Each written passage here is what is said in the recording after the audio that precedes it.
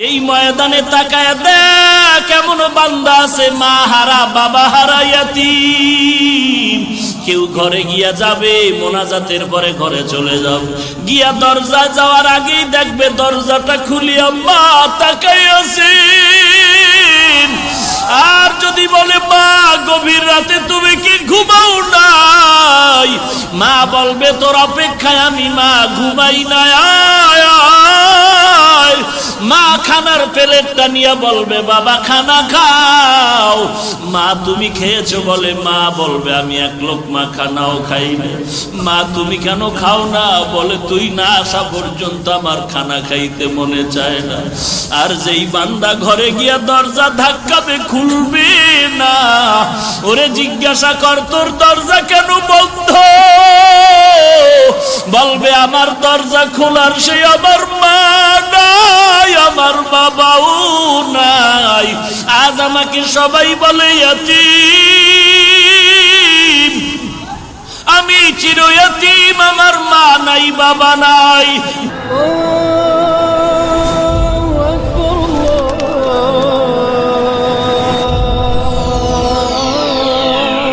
Kuakata TV, হক্কানি আলেমদের সাথে ইসলামের পথে।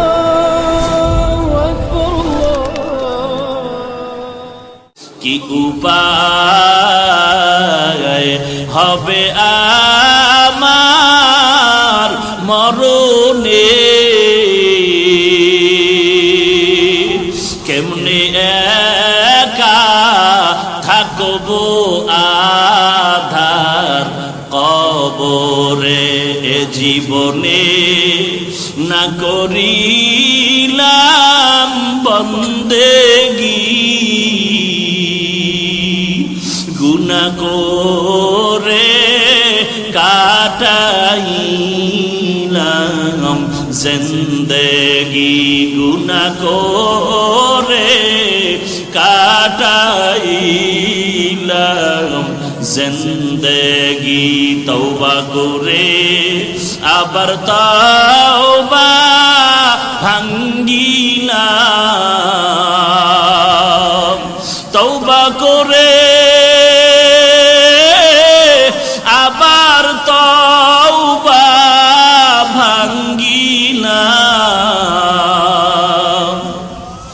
অবশেষে খাঁটি তওবা করিলাম, অবশেষে খাঁটি তওবা করিলাম। আল্লাহর কাছে খাঁটি অন্তরে তওবা করো রে যুবক ও পর্দার আড়ালের মা ও বৃদ্ধ বাবাজিরা, দুনিয়াটা কিছুই না। মানুষের জীবনে কিছু শখ থাকে, সিনেমায় যাবো, পার্কে যাব, গেছো না, এইবার ফের আয় ফিরে আয় তওবা কর। শখ তো মিটিয়েছো, সিনেমা হলে গিয়েছো, পার্কে গিয়েছো, বন্ধু আর বান্ধবীদের আড্ডা দিয়েছো, আজ তওবা কর। মরণ থেকে যতই পালাও মরণ তোমায় নিবে ঘিরি, যদিও সুদূর আকাশ পানে লুকাও সেথায় লাগিয়ে সিঁড়ি। নদী পথে নৌকা চালাও ও মাঝি ভাই, বেলা ডোবার আগে আমি ওপার উঠতে চাই। ডুবে গেলে বেলা রে আর উঠে না, ভেঙে গেলে বেলা রে আর জমে না। এক সময় মাঠে খেলাধুলা করতাম ছাত্র ভাই, আজকে সেই খেলার মাঠের বন্ধু বান্ধব একজন আর খবরও জানি না, মোবাইলও পাই না, কই আছে। মাঝে মাঝে বালিশে মাথা লাগায় চিন্তা করি সেই ছোটবেলার খেলা, কত আনন্দের সেই রাত, কত সে আনন্দের দিন। এলাকার বন্ধু বান্ধব কত, একই বাড়ির পাশের মানুষ নিয়ে যুবকেরা আমরা খেলতাম, বাচ্চা 12 বছর 10 বছর হয়ে গেল সেই খেলার বন্ধু কাউকে খুঁজিয়া পাই না, খবরও জানি না কই আছে, মোবাইল নেই। লেখাপড়ার টেবিলে কত বন্ধু বান্ধব আমার ছিল, একটা কিছু খাইলে তাকে না দিয়া খাইতাম না, ওই বন্ধু আমারে না দিয়া খাইতো না। কোথাও ঘুরতে গেলে একত্রে যাইতাম, আজকে সেই বন্ধুরা কে কোথায় গেল একবারও খবর নিতে পারলাম না। আমার ব্যস্ততা আমি, বন্ধু তার ব্যস্ততায় সে ব্যস্ত। কোথায় গেল সে আমার আপন? আজকে আমার পার্শ্বে যারা আছে, আমি এখন আমার নিজের চিন্তায় ব্যস্ত হয়ে পড়েছি। কোথায় গেল আমার দাদা, কোথায় গেল দাদি, কোথায় নানা নানি চলে গেল, কোথায় আমার সে ছাত্র ভাই, কোথায় আমার খেলার জিন্দেগির বন্ধু, কোথায় চলে গেল? এক এক করে সবাই যাচ্ছে, খবর নাই। এমন একদিন জমিনে মাইকে মসজিদে মুয়াজ্জিন বলবে অমুক বান্দাও জমিনের মধ্যে নাই। বিদায়ের ঘন্টায় বাড়ি পড়ে যাবে। রাতের বেলা ঘুমায় গেলাম, দরজা বন্ধ, বাতি বন্ধ হয়ে গেল। সকালবেলা মা ডাকতে আসলো, বাবা ওঠ আর ঘুমাইস না, সকাল হয়ে গেল। মায়ের দরজায় ধাক্কা দেয়, অন্যদিন এক ডাকে দরজা খুলে, আজকে 13টা ডাক দিল দরজা খুলে না। মায়ের মনে দাগ কেটে গেল, কি ব্যাপার? মা চিন্তা ভাবনা করে দরজারে জোরে ধাক্কা দিছে, খুলে গেল। এরে বাবা তুই এত ঘুমাও, শরীরের মধ্যে একটু হাতটা লাগায় মৃদু ধাক্কা দিয়া দেখে পুরো বডিটা কাঠের মতো শক্ত হয়ে গেছে। হাতটা লাগায় দেখে পুরো বডি ঠান্ডা বরফের মতো হয়ে গেছে। মায়ের আর বুঝার বাকি নাই, চিৎকার দিয়া কয় তোরা কোথায় আছো? আমার বাবাই জমিনে নাই। এবার সবাই দৌড়ে এসে দেখে নাই, গতকালকে মাঠে ছিল। এখন সবাই কান্না করে, কেউ দৌড়ায়, তাড়াতাড়ি ইমাম সাহেবের খবর দাও, জানাজা না পড়ায় যেন কোথাও না যায়। কেউ দৌড়াচ্ছে বাঁশ বাগানে, তাড়াতাড়ি বাঁশ কাটার ব্যবস্থা কর। কেউ দৌড়াচ্ছে বাঁশ বাগানে, কবরটা খনন কর। কেউ দৌড়াচ্ছে গরম পানি রেডি কর। জীবনের শেষ গোসল বড়ই পাতা দিয়া গরম পানি দিয়া রেডি করে দাও। তুমি আমি আর কথা বলতে পারি না, তাকায়া দেখতেছি। ওরে আল্লাহর বান্দা, আমার জন্য গরম পানি রেডি হয়ে যাচ্ছে, আমার জন্য কবর রেডি হয়ে যাচ্ছে, খাটিয়া আনার জন্য লোক দৌড়াচ্ছে। আমার মা তখন আমাকে নিয়ে যায়, মা শেষবারের মতো কয় আর একটু নজর দেখায় যা, বাবারে নিয়ে যাচ্ছে।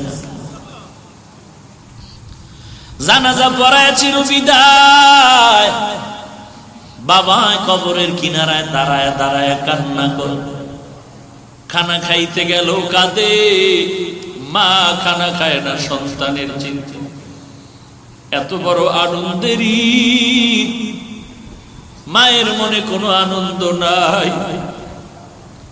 আমার সন্তান নাই, আমার জীবনের আনন্দ নিমিষেই মিটে গেল। এরে সন্তান, কিসের দুনিয়ার পাগল? যদি ছাত্রদের মধ্যে আদর্শ ছাত্র হয়ে যাইতে পারো, সব ছাত্ররা দোয়া করবে, শিক্ষকেরা দোয়া করবে। আমার এই ছাত্র ভাইটা, আমরা যত গুনার আড্ডা দিতাম, কিন্তু ওরে দেখতাম সময় মতো গিয়া নামাজটা পড়ছে।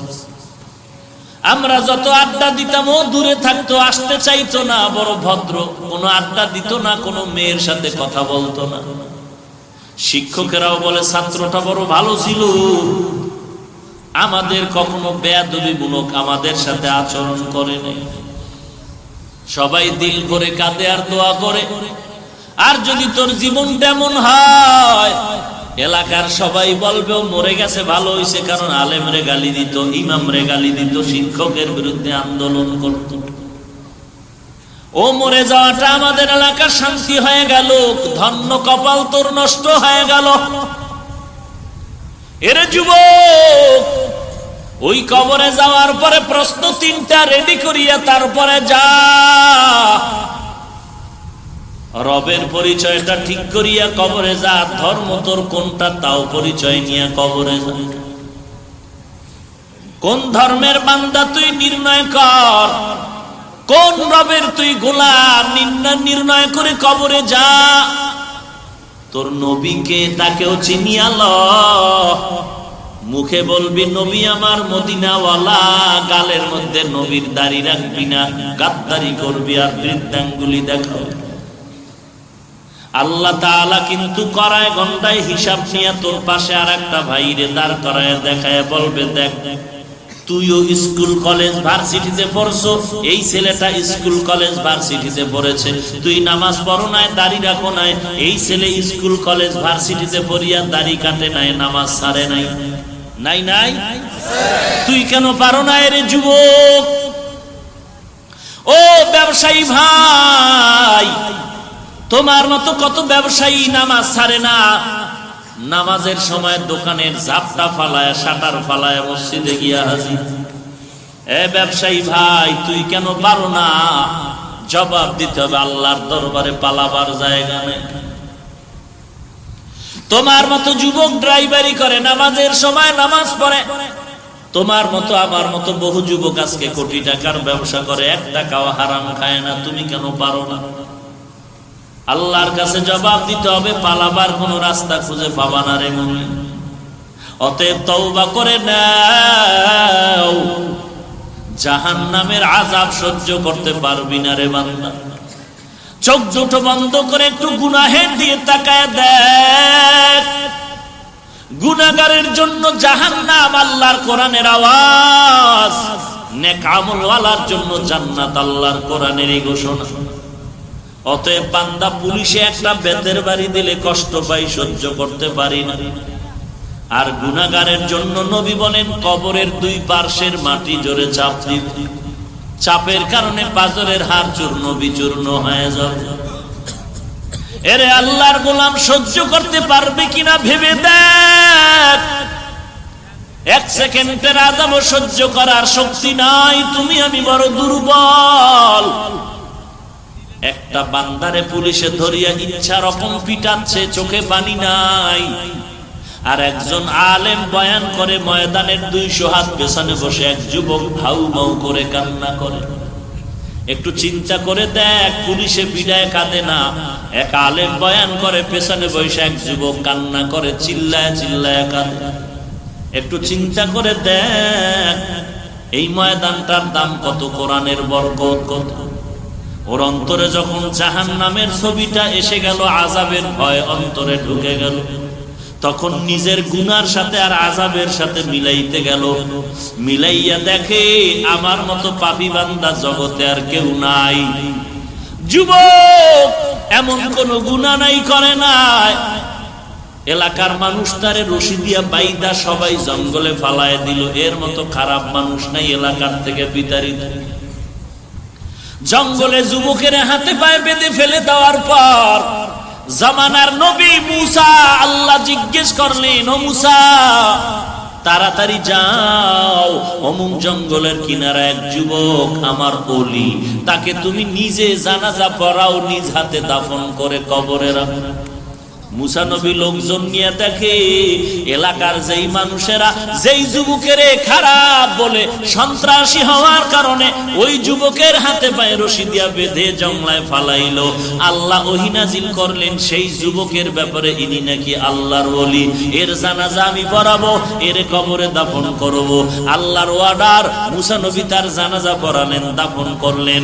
আল্লাহর কাছে পরে জানতে চাইলেন, আল্লাহ এলাকার সবাই বাইদা ফালায় দিলাম, রশি দিয়া বাঁধলাম, এরপরে কারণে সবার থেকে বড় খারাপ সন্ত্রাসী, তুমি বললা এই যুবক নাকি ওলিয়ে কামেল, কারণটা কি? আল্লাহ কয়, ও মুসা তুমি কি জানো না তোমার রব আল্লাহর নাম আছে আর একটা গফফার? তুমি কি জানো না আমার নাম রহমান? তুমি কি জানো না আমি আল্লাহর এক নাম রহিম? তুমি কি জানো না আমি আল্লাহর একটা নাম সত্তার? এলাকার সবাই যুবকের বেঁধে জঙ্গলের মধ্যে যখন ফালায় গেল, ওই যুবক অসহায়ের মতো এমন কান্নার আওয়াজ নামাজ। আমি আল্লাহর দিকে মনোনিবেশ হয়ে বলেন, আল্লাহ আমার মা নাই, বাবাও নাই, আমার মা দরজা বন্ধ করে আমারে তাড়ায় দিল, আমার বাবা তাড়ায় দিল। দুনিয়াতে একজনে কেউ যদি ধমক দেয়, সন্তান মা বাবার কাছে গিয়ে আশ্রয় নেয়, বাবায় ধমক দিলে মায়ের কাছে আশ্রয় নেয়, মা ধমক দিলে বাবার কাছে গিয়ে আশ্রয় নেয়। আজ আমার কপাল এত খারাপ, এলাকাবাসীও তাড়ায় দিল, মা বাবাও তাড়ায় দিল, আশ্রয়ের কোনো দরজা নাই। তবে আল্লাহ, আমি ওলামায়ে কেরামদের বয়ানে শুনেছি ফাঁকে ফাঁকে, ও আল্লাহ তোমার নাকি গফফার নামের একটা দরজা আছে, তোমার নাকি রহমান নামের একটা দরওয়াজা আছে রে আল্লাহ। আমার জীবনে এমন কোনো গুনাহ নাই যে গুনাহ আমি করি নাই রে আল্লাহ। আমার হাতের দিয়ে তাকায় দেখি গুনার কারণে আমার হাতগুলো নাপাক হয়ে গেছে, আমার জবানের দিয়ে তাকায় দেখি গুনার কারণে আমার জবানটা নাপাক, গুনাহের কারণে আমার চোখ দুটো নাপাক, আমার গুনাহ করার কারণে আমার অন্তরটা নাপাক, গুনাহের কারণে আমার পা দুটো নাপাক। আমার গুনার খবর আমার মা বাবা কেউ জানে না, আল্লাহ তুমি জানো। আমার মায়ে জানলে লাথি মেরে তাড়ায় দিত। ও আল্লাহ, তুমি আমার গুনার খবর জানার পরেও রাগ করিয়া পানি বন্ধ করো নাই, সূর্যের আলো বন্ধ করো নাই, ও আল্লাহ বাতাস বন্ধ করো নাই। ঘুমের ঘরে কত মানুষ মানুষের মেরে ফেলে অন্যায় করার কারণে, স্বার্থের টানে। ও আল্লাহ, আমি এত বড় বড় গুনাহ করছি, তুমি আমারে ঘুমের ঘরেও মারিয়া ফালাও নাই। তুমি দয়া করে যেহেতু বাঁচায় রাখছো, আজকে ক্ষমা চাইতেছি। ও আল্লাহ, তোমার দরওয়াজা ছাড়া আর কোনো দরওয়াজা নাই। আল্লাহ, জীবনে আর গুনাহ করব না, তওবা করলাম, আর জীবনে গুনাহের পথে যাব না, নামাজ ছাড়বো না, বেপরদায় চলবো না রে আল্লাহ। ও আল্লাহ, তুমি রহমান নামের বরকতে মাফ করে দাও। কত বড় বড় বড় বড় বেঈমানকেও তো তুমি মাফ করেছো। ও আল্লাহ, আমি তো তোমার আদরের নবীর উম্মত, যেই নবী উম্মতের জন্য এখনো কাঁদেন।